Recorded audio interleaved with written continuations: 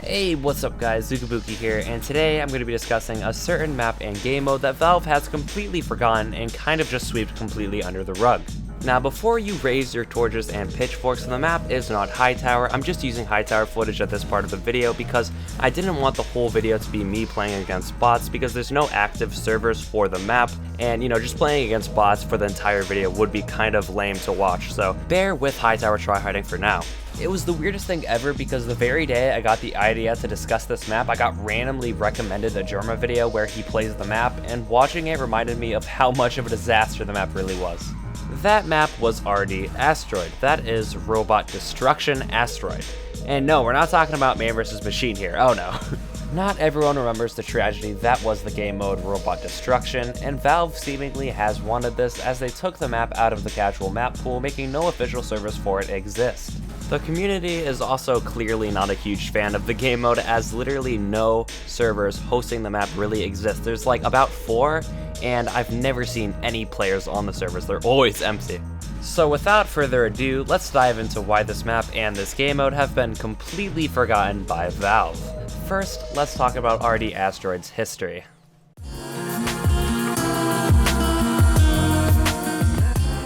One of RD Asteroid's biggest problems when it first launched was how overhyped the map really was.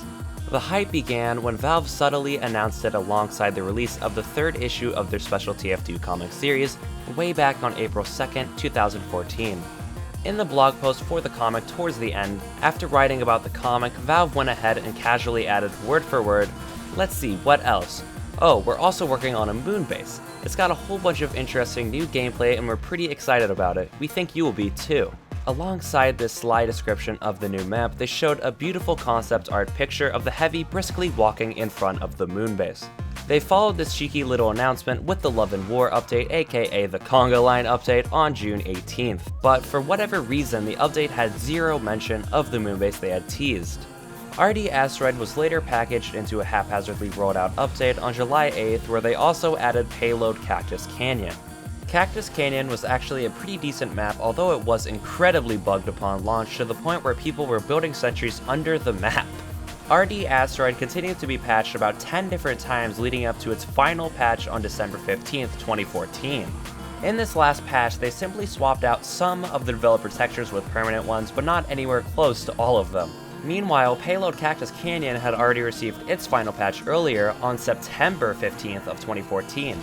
Now, I kid you not, after its last patch at the end of 2014, we heard absolutely nothing about RD Asteroid or Cactus Canyon, and in an update that isn't even in patch notes anywhere that I could find, they took down their beta servers for the 2 maps and essentially completely forgot that things existed. Payload Cactus Canyon was a perfectly good map really. I have no clue why they didn't just take it out of beta and put it alongside the rest of the payload maps. But RD Asteroid, on the other hand, had some pretty drastic flaws that I'm now going to talk about. Oh my god. So, Robot Destruction is essentially if you took Capture the Flag and asked, how could we overcomplicate this? Oh, I know, by adding robots that you have to destroy, and the ability to march over to Red's base and take Blue's capture flag right back home. The game mode is super confusing and it poorly explains the rules. I guarantee you 80% of people who played it had no idea how everything worked. There's so many different variables in this damned game mode, I feel like the TF2 team was purposely trying to create the most complex set of rules possible. You jump into a game and there's all this random shit on your screen that you have no idea how to interpret. This is how the game mode works, as simply put as possible. Both teams have 3 little groups of robots in their base, the groups of which labeled A, B, and C.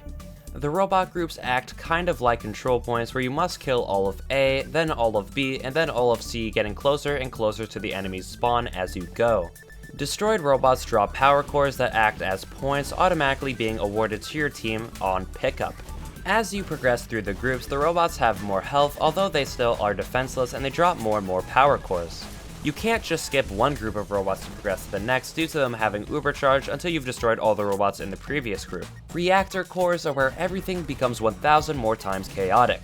Your team's reactor core, located in your base behind a bunch of James Bond lasers, stores all of your team's collected power cores. You can steal the enemy's reactor core by standing on its spawn point until it charges with the enemy's power cores, allowing you to take it once it has at least 25 enemy power cores contained in it. The reactor core then acts very similarly to a CTF briefcase, although the time it takes for it to despawn is not completely reset when a friendly picks it up and drops it again.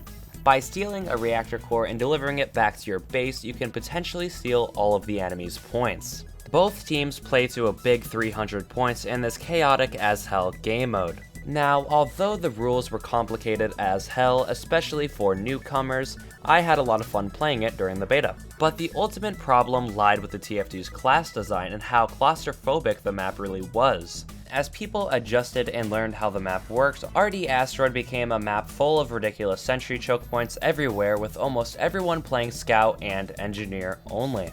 I think this is the main reason why Valve discontinued working on the map, as they saw it wasn't fit for the game and therefore not worth their time, rather than wasting their time completing it, because remember, it was still full of developer textures. Valve decided it was best to just give up on the game mode completely and move to a different project.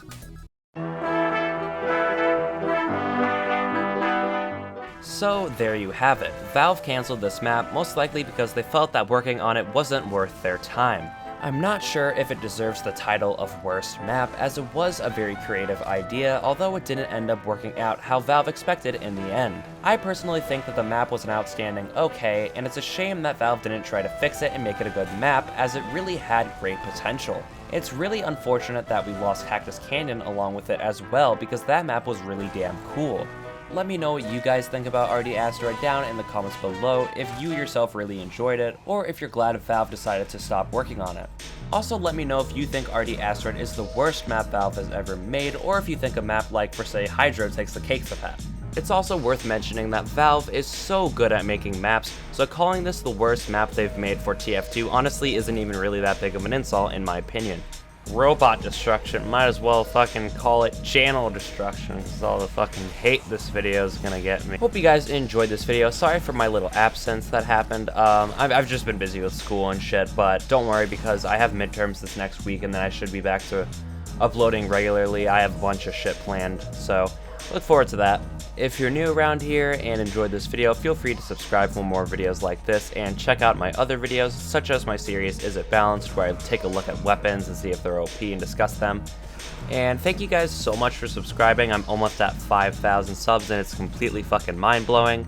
So expect something special soon. I don't know how soon, just because planning logistics. I probably want to wait a little bit longer so I can do something worthwhile, something cool to show my appreciation to you guys, but definitely look forward to something. With that being said, hope you guys enjoyed this video, and have an awesome rest of your day or night, and peace out.